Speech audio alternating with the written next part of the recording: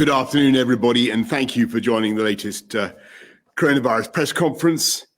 Yesterday afternoon, I was briefed on the latest data that shows the virus spreading more rapidly in London, the southeast and the east of England than would be expected, given the tough restrictions that are already in place.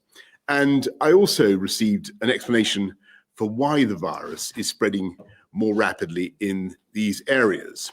It seems that the spread is now being driven by the new variant of the virus, which we spoke about earlier this week and learned about earlier this week. Our advisory group on new and emerging respiratory virus threats, NERVTAG, has spent the last few days analyzing this new variant. There's no evidence that it causes more severe illness or higher mortality, but it does appear to be passed on significantly more easily.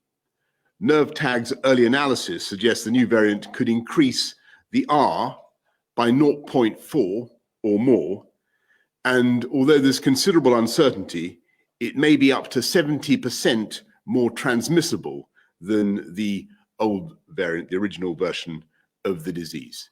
This is early data and it's subject to review, but it's the best that we have at the moment, and we have to act on information as we have it, because this is now spreading very fast.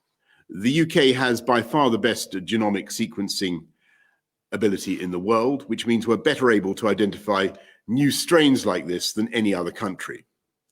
The Chief Medical Officer last night submitted our findings so far to the World Health Organization, and will continue to be totally transparent with our global partners. There's still much that we don't know. While we're fairly certain the variant is transmitted more quickly, there's no evidence to suggest it is more lethal or causes more severe illness. Equally, there's no evidence to suggest the vaccine will be any less effective against the new variant. Our experts will continue their work to improve our understanding as fast as we can. So we're learning about it as we go, but we already know enough, more than enough, to be sure that we must act now. So I met ministers on the COVID Operations Committee last night, and again first thing this morning. Cabinet met at lunchtime to agree the following actions. First, we will introduce new restrictions in the most affected areas, specifically those parts of London, the southeast and the east of England, which are currently in Tier 3. These areas will enter a new Tier 4, which will be broadly equivalent to the national restrictions which were in place in England in November. That means residents in those areas must stay at home, apart from limited exemptions set out in law. Non-essential retail, indoor gyms and leisure facilities and personal care services must close. People must work from home if they can, but may travel to work if this is not possible, for example, in the construction and manufacturing sectors. People should not enter or leave Tier 4 areas, and Tier 4 residents must not stay overnight away from home. Individuals can only meet one person from another household in an outdoor public space. Unlike the November national restrictions, communal worship can continue to take place in Tier 4 areas, and these measures will take effect from tomorrow morning. All tiers will continue to be regularly reviewed in line with the approach previously set out, with the next formal review taking place on the 30th of December. Second, we're issuing new advice on travel. Although the new variant is concentrated in Tier 4 areas, it is nonetheless present at lower levels around the country. So we're asking everyone in all tiers to stay local. People should carefully consider whether they need to travel abroad, and they should follow the rules in their tier. Those in Tier 4 areas will not be permitted to travel abroad, apart from limited exceptions such as for work purposes. Third, we must, I'm afraid, look again at Christmas. And as Prime Minister, it's my duty to take difficult decisions, to do what is right to protect the people of this country.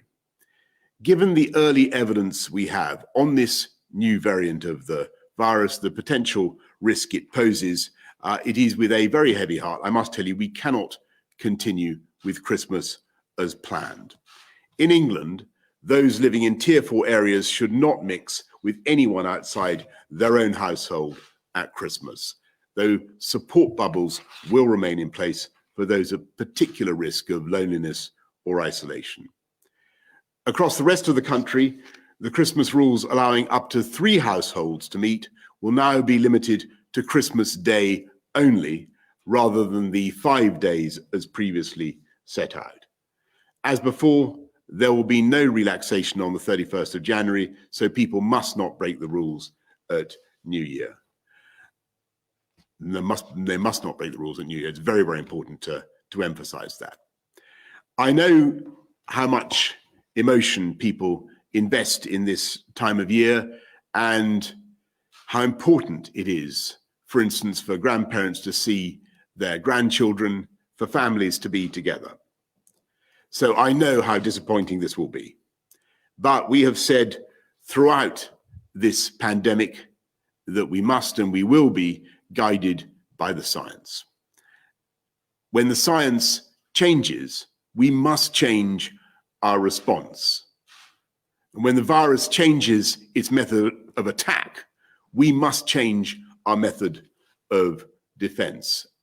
And as your Prime Minister, I sincerely believe there is no alternative open to me. Without action, the evidence suggests that infections would soar, hospitals would become overwhelmed, and many thousands more would lose their lives. And I want to stress that we are not alone in this fight or in taking these types of decisions. Many of our European friends and neighbours are being forced to take similar action. We're working closely with the devolved administrations to protect people in every part of the UK. And of course, there is now real hope that we will soon be rid of this virus. And that prospect is growing with every day that passes and every vaccine dose that is administered. As you know, the UK was the first country in the Western world to start using a clinically approved vaccine. And so please, if the NHS contacts you, then get your vaccine and join the 350,000 people across the UK who have already had their first dose. Yes, Christmas this year will be different, very different, but we must be realistic. We're sacrificing the chance to see our loved ones this Christmas so we have a better chance of protecting their lives so that we can see them at future Christmases. And as sure as night follows day, we'll beat back this virus, we'll defeat it and reclaim our lives. But I'm going to hand over now to Patrick, who is going to go through some of the slides explaining this decision. Thank you very much, Prime Minister. May I have the first slide, please? This slide is the Office for National Statistics slide showing infections have risen again in recent weeks. So it shows the percentage of positive tests against time. And you can see from July to September, it was fairly flat. An increase occurred during September up to a peak, after which the lockdown led to a decrease in the numbers during November. And it is now on the increase again. So the lockdown brought the numbers down, and now we're seeing them rising again. Next slide, please. This shows the levels on the 29th of November up to the 13th of December. So on the left-hand side is the average cases in the last 2 weeks in November the 29th, and on the right-hand side is in mid-December. The darker the colour, the higher the number of cases. And what you can see is, first of all, that there are some areas that have got very dark, and here it's South Wales and in the southeast of England, and that the overall cases have increased by more than 50%. So a substantial increase in numbers over the period of December. If I just concentrate now on the southeast, east and London, we'll see a picture which I think begins to link into the new virus variant. Next slide, please. So this is hospital admissions per day in London, the east of England and the southeast from NHS data from September through to now. You can see a gradual increase in the number of hospital admissions per day, and you can see a very sharp increase during December. This virus has taken off, it's moving fast, and it's leading inevitably to a sharp increase in hospital admissions. Next slide, please. If we now look just at the areas that are moving into tier 4, as the Prime Minister has just said, which is areas in London, the southeast and the east, and look at the number of cases, the case rate against time, what you can see is that the number of cases increase, or the case rate increases dramatically. If you look at the dotted line, that's for England as a whole. You can see case rate increasing to November, decreasing during lockdown and increasing again. But if you look at the solid blue line, which is London and the southeast and the east in tier 4, you can see a rapid increase, a very sharp increase in rates over the period of December. So we have a particularly fast-moving problem with increased numbers in the area going to tier 4, but a generalized increase across the country. Next slide, please. I'd like to just spend a moment talking about the new variant. So the new variant, and viruses mutate all the time, but the new variant contains 23 different changes, many of them associated with changes in the protein that the virus makes. This is an unusually large number of variants. It's also got variants in areas of the virus that are known to be associated with how the virus binds to cells and enters cells. So there are some changes which cause concern in terms of how the virus looks. But on top of that, there are 3 questions that need to be asked. Does the new variant transmit more readily, i.e. does it make an increased chance of spread and growth? The second is, does it alter the course of the disease? Does it make people sicker? And the third is, does it alter the way that the immune system, the way the body responds to it if it's been previously infected or following a vaccine? I want to deal with the first question. There are 3 different sources of evidence, from genetic studies to frequency studies to laboratory studies, all of which come together to suggest this virus has a significant, substantial increase in transmissibility. And this is also highlighted in this graph, which shows the proportion of all the cases that were due to the new variant. So the new variant was first thought to have occurred sometime in mid-September in London or Kent, and by the middle of November, about 28% or so of the cases in London and the southeast, and slightly lower in the east of England, were due to the new variant. So it had grown rapidly. By the week commencing the 9th of December, these figures were much higher. So in London, over 60% of all the cases were the new variant. So what this tells us is that this new variant not only moves fast, it is increased in terms of its ability to transmit, but it is becoming the dominant variant. It is beating all the others in terms of transmission. So this virus transmits and spreads fast. Does it alter the disease course? The answer seems to be no, as far as we can tell at the moment. There's no evidence. It causes a more severe disease, causes more hospitalization, causes more trouble than the other virus. So it basically looks similar. Does it alter the immune response, or is the immune response less able to recognize it? There are theoretical reasons to suspect that some of the changes might alter some of the immune response, but there's nothing that's been seen to suggest that's the case. And our working assumption at the moment from all of the scientists is that the vaccine response should be adequate for this virus. That's obviously needs to be looked at going forward, and we need to keep vigilant about this. But the big change, therefore, is not disease progress, not the immunity, but transmission. This virus spreads more easily, and therefore more measures are needed to keep it under control. We absolutely need to stick to the basics of making sure that we reduce our contacts, reduce the ability for this virus to spread. And that's the reason that tougher measures are required to keep this variant under control. Thank you very much. Thanks very, very much, Patrick. Chris, is there anything you want to add to any of that? And well, thank you very much. Then let's go to questions from the public and then the media. First, Laura from Worthing. Why are shielders still expected to work in Tier 3? As somebody who's already lost 2 loved ones to COVID, this terrifies me. Thank you. Well, Laura, your question why shielders are still expected to work in Tier 3. Those who are shielding, those who are vulnerable, should of course take every step to protect themselves. And Laura, I hope very much that you're not being asked to work if you're shielding. Chris, anything you want to add to that? Well, I mean, I think the first thing to say is I'm really sorry to hear about your 2 relatives who died from this virus. I mean, it is a very dangerous virus for many people.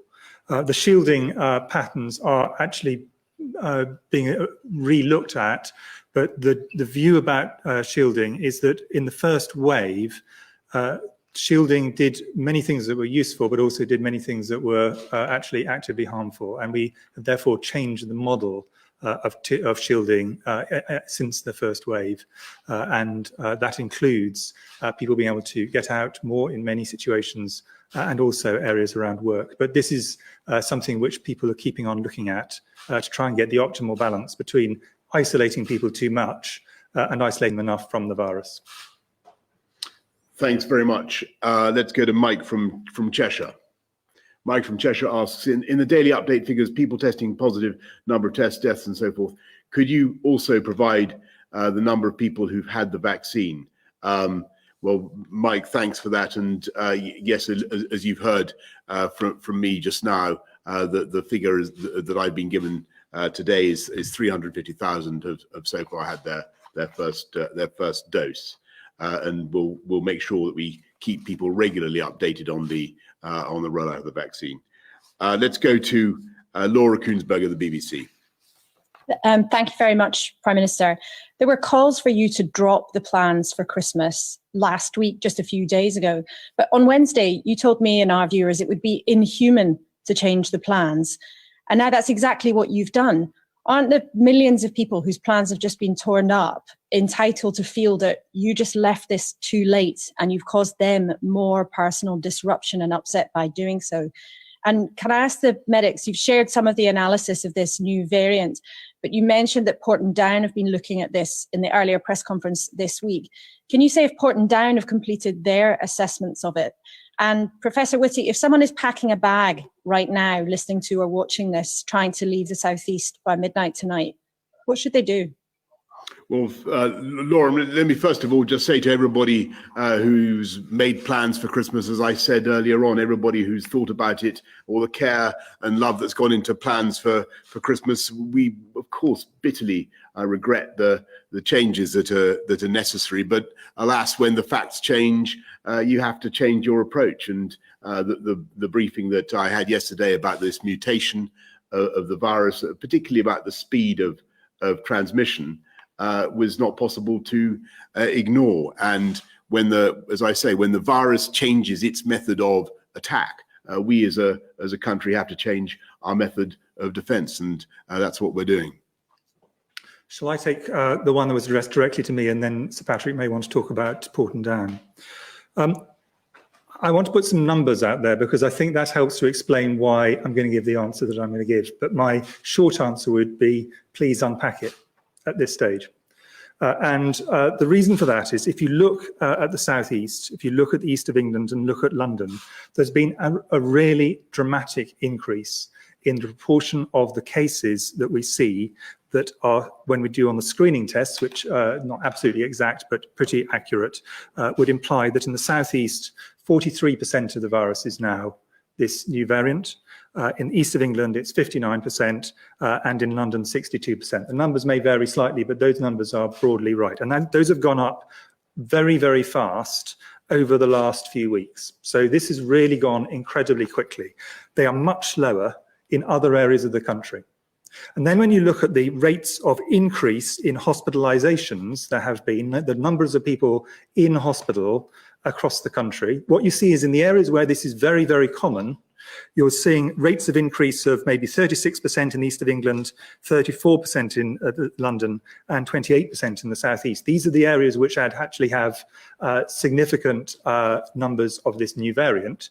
But if you go to, let's say, the northwest and the northeast and Yorkshire, in these areas there has been no increase in hospitalizations. They're managing to keep things down with tier 3. And if you look at the rates of this new variant in those areas, you see they're much lower. So, for example, in Yorkshire and the Humber, around 5%. Now, again, the exact numbers don't matter. But the point is that if you have a lower amount of this variant, the rate of increase is held by the tiers. If you have a very high rate of this variant, then it is not held sufficiently by the tiers and it is going up rapidly. And our big worry is essentially this is growing in two directions. It's growing up in terms of percentage where it is. So it's getting a higher and higher proportion of the cases. And as Sir Patrick said, the chance if someone gets infected of them having to go to hospital or dying at the end of it seem to be roughly the same, as far as we can see so far, as the previous variant. And if they were to go with this new variant unwittingly to an area that has a low prevalence and start this being seeded even more outside the high prevalence areas, that would be a significant risk to the area they went to. So that is the reason we are really keen that people do not go from these areas, because otherwise we'll not only see it going up in the areas it's already a problem, we'll see it going out to other areas of the country where it currently is not a problem. And that it was because we understood this information in the back end of this week that we advised you really do have to act at this stage, because this is otherwise every area of the country will get this very quickly, and then none of them will be able to hold things with tier 3 and tier 2 elsewhere. Thanks very much, Laura. Robert Pesson, Should I just ITV. answer the Forgive me. question? Sorry, just to answer the Porton Down question. Porton Down are looking at this all the time. When data become available, we'll make sure we get it out as soon as we can, but we don't have any more information than we've shared today. Thanks very much, Laura. Let's go to Robert Pesson, ITV. Your colleague on Sage, John Edmonds, has just sent me a statement saying that as far as he's concerned, this is the worst moment of the epidemic because of the extraordinary infectivity of this new strain. Do you agree with Professor Edmonds? We saw the virus rising in Kent during the lockdown and during tier 3. Why didn't you take evasive action then to close down Kent, even before you knew that there was a new strain? And what confidence do you have that the new tier 4 measures will suppress the virus, given that the lockdown did not suppress it in Kent? Well, perhaps I could just give a layman's answer, Robert, because I think the whole point is that we were very puzzled during the November the 5th to December the 3rd autumn measures by why the tier 3 system wasn't delivering the results in Kent that it was delivering, and a couple of other places that it was delivering, for instance, in the northwest, and clearly there was something going on. It's not really, I think, it'd be fair to say, until yesterday, as we've seen this data on transmissibility, that we've really got the answer that explains it. And today's action is a response to that change in the science. That's my layman's answer. Yeah, I mean, is it the worst moment? Well, I'm afraid there have been so many terrible moments in this epidemic. This is another one. But I have to say that in my own view, this is not the worst moment in the epidemic. And the reason for that is, although this virus is more transmissible and we must do everything we can, which is what the Prime Minister has announced, to keep it as constrained as possible, keep it down as much as possible so it does not spread, we do have medical countermeasures. We have a vaccine already being rolled out, as the Prime Minister said, and therefore there is a prospect relatively in the sort of medium term future where things could be quite a lot better. And if you think back to the dark days at the end of March and April, not only were the numbers going up incredibly fast, mortality was actually higher than now because medical treatment has got better, but we had no vaccines on the horizon. They were in the far horizon. So I think this is a situation which is going to make things a lot worse. There are some really optimistic things if you look. Once we get the vaccine out, assuming that the vaccine works against this, which I think at the moment is our working assumption. And that is, we really must hold the line. And my view, and Patrick will want to add to this, is what we must absolutely do is slow this down absolutely as much as possible. And if we can take it down from a doubling time of every 7 days, which it is in many areas, which is really fast if you think about that compounding up, and put it right out, even if we don't manage to put it all the way down, and we hope we will, at least then we're not going to have this skyrocketing number. We're not going to have the numbers spreading out across the country. And that will give us a chance to get the vaccine out and protect the most vulnerable people, so that if it does then escape, what we have is the barrier of the vaccine to help protect them. So I think, this is a bad moment.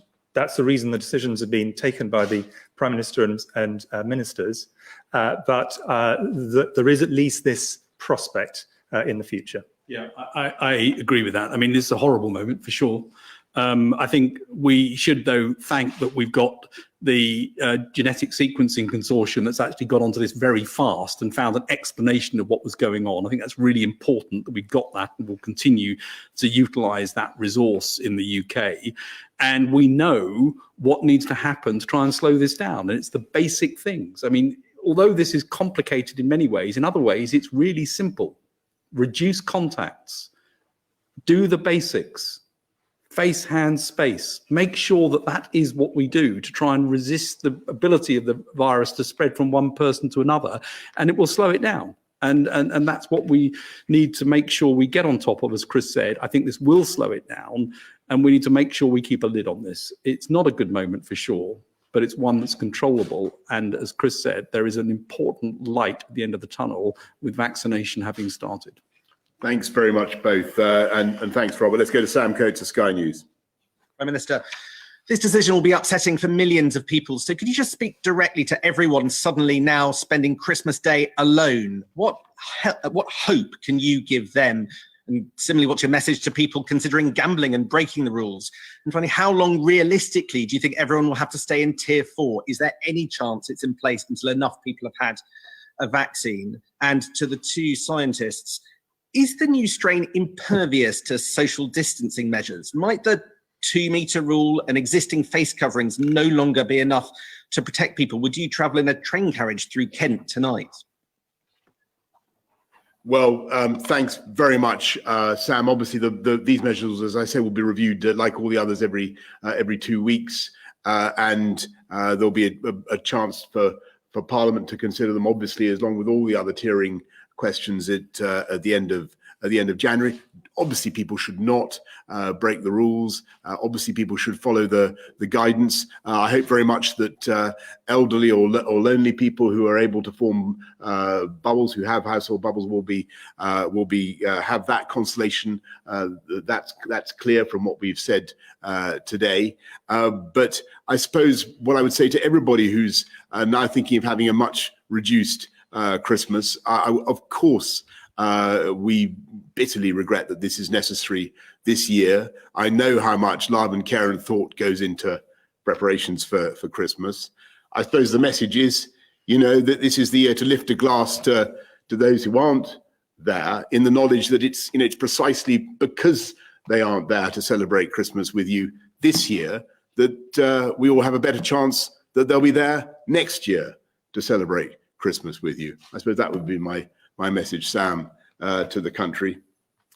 In terms of the social distancing, yes, social distancing does work. It doesn't work as a yes/no. The more things you do, the more determinedly you do them, the more people do the basics for themselves, all the things Patrick talked about, the hands, face, space things, but also break unnecessary household links, the more this and every other respiratory virus goes down. And just to give some other examples, for example, flu rates are down, adenovirus rates are down, because they also have exactly the same effect on other respiratory viruses. We do not think that the current measures will not work against this, but we're going to have to do a lot more in a sense to stand still. It's like you were cycling up a steep hill and now you've got the wind against you as well. You just have to do that much more to actually keep going. And that's really what we're going to have to do. But the actual tools themselves unfortunately remain the same tools. And would I go through Kent? Not unless it was absolutely necessary, not because I don't love Kent. Kent is fantastic, but because this is not the moment with this virus circulating to have unnecessary travel. So only if there was a very good reason. Thanks very much, Sam. Let's go to Chris Hope of the Daily Telegraph.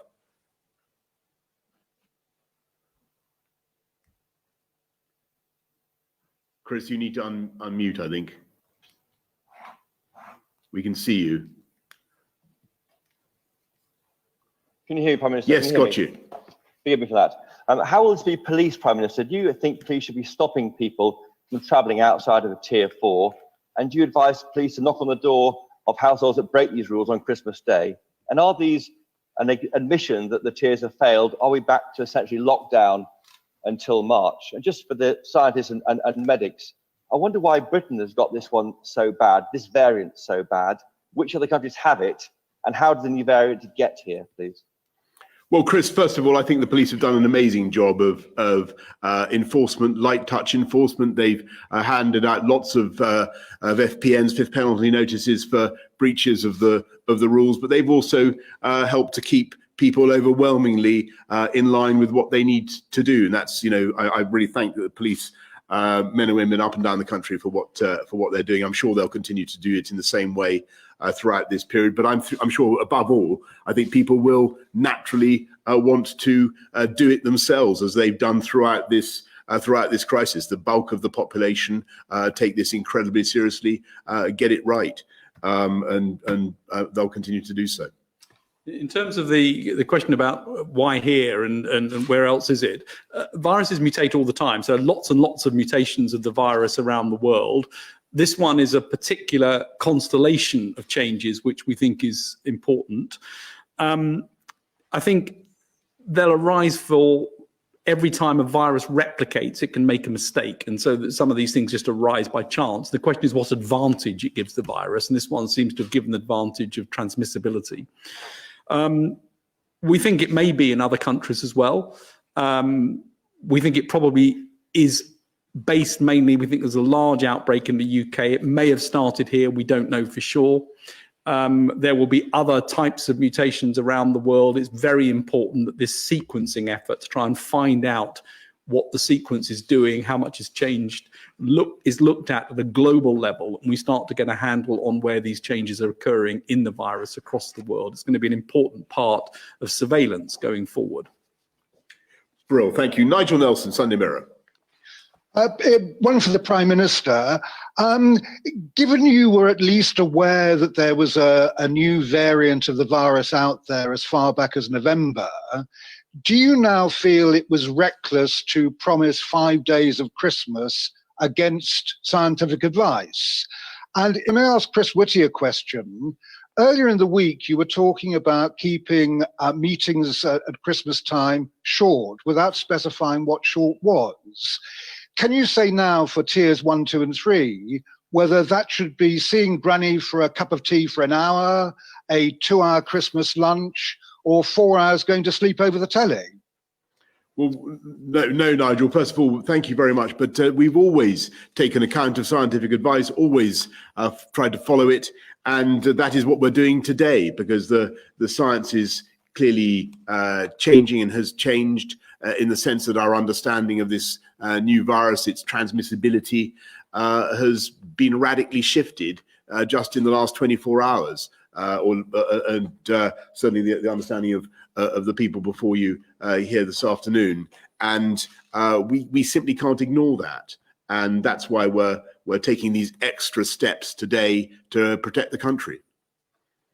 In answer to the question you put to me, I mean, what I said, and I'm very happy to repeat it, is to the extent you possibly can, keep it small, keep it short, keep it local, and remember the vulnerable are vulnerable. And that is still absolutely the message. So if you've got your grandmother, you really want to minimize the amount of contact. You want to keep it at a distance. You do want to have the shortest period you can, because what you really want is to get to the point when your grandmother has been vaccinated, ideally when you and people around you have been vaccinated, taking the risk right down. At that point, we're in a different place. But at this point in time, at this really, really critical and dangerous time, pre-vaccine but high transmission, I would repeat it: keep it small, keep it short, keep it local, and remember the vulnerable. And short should mean as short as you can manage with a reasonable social interaction. And I think one way to think about it is assume you could be infectious. I mean, it's not somebody else's issue, it's your own issue. You might be infectious, and that's the way that we have to behave at this moment. Assume you might be infectious. Yes, it can't be stressed too often that a lot of the transmission of the infection is by people who don't have symptoms at the time. And I don't think people who still now fully get that in the way that perhaps they need to. It's absolutely vital, I think. I think 1 in 3 infections are transmitted asymptomatically still, and people really need to realise that. Can we go to Anna Mikhailova of the Mail on Sunday? Prime Minister, you said earlier that when the facts change, you have to change your approach. But the facts 3 days ago were you knew about the new strain and you knew that infections were rising. And still you said it was too late to cancel Christmas. How do you expect people to follow the rules when they keep changing? And secondly, another question for you, Prime Minister, are you going to put any additional support in place for businesses and shops that are having to close now? Thanks, Anna. Well, on the facts of the science, I think we've tried to spell out this afternoon what has changed, and what has changed is the velocity of transmission, our understanding of how fast this disease is transmitted, and the susceptibility of people to getting it. As I say, NervTag thinks it's up to 70% more transmissible now than the old variant. We simply can't ignore that. That's data that's been in our possession now for a day or so. We have to act to protect the public. And obviously, Anna, we will do everything that we can, as usual, to look after business, to look after jobs and livelihoods throughout the pandemic. And we'll continue to do that with the loan scheme, with furloughing, which the Chancellor has now extended right the way through to the end of April. We'll continue to look after people. Businesses that are forced to close as a result of what alas is happening, they will receive the protections that we have put in place, the loans, the grants that we've put in place, and we'll continue with all that. But I want to stress that this is a race, and we still are doing our absolute level best to protect the public, whilst we know that the vaccine is arriving.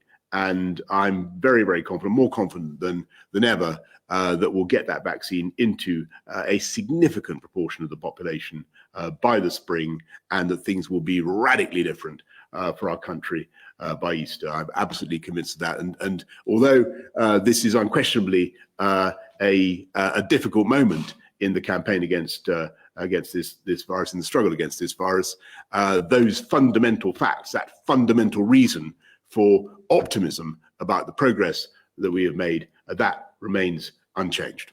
Thank you all very much. Thank you.